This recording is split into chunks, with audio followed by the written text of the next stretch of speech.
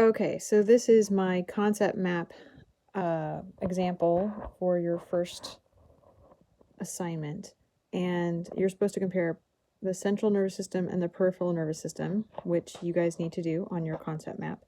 I broke it down and I just compared upper motor neurons to lower motor neurons. So upper motor neurons. Woo, come on, focus.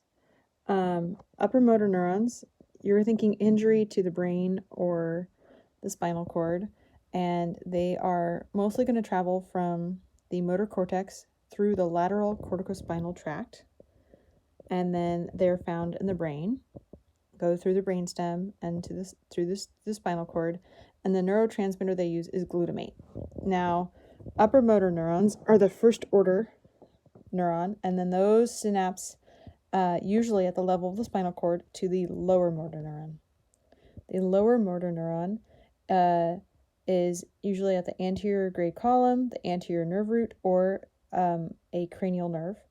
Now, for cranial nerves, they are considered part of the peripheral nervous system except for 1, 2, and 7. Now, lower motor neurons, their cell bodies are in the anterior horn, and so that means they're part of the peripheral nervous system, and they use cholinergic neurotransmitters, and they are directly innervate skeletal muscle. So, let's start with the central nervous system. Let's say I have a stroke, which is going to cause an upper motor neuron injury. That's going to lead me to have spasticity, hypertonicity, hyperreflexia, disuse atrophy, and a positive Babinski. So my toes would go up. Now it's important to remember that upper motor neurons are going to think more is going to happen for the injury. Now for a lower motor neuron injury, you might think, oh, well, you got a crush injury of your arm or your hand, or you're going to have something like Guillain-Barré, muscular dystrophy, or spinal muscular atrophy.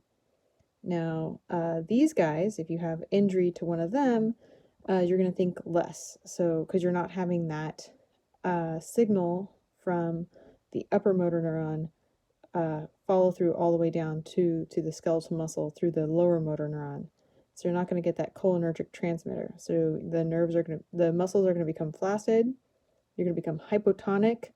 You're going to have hyporeflexia, and you're going to have de-innervation. So you're not going to be able to get that signal through to the skeletal muscle.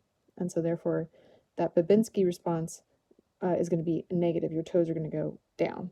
So this is my example. Please don't copy it. Try and make your own. But this is an example of what a concept map might look like.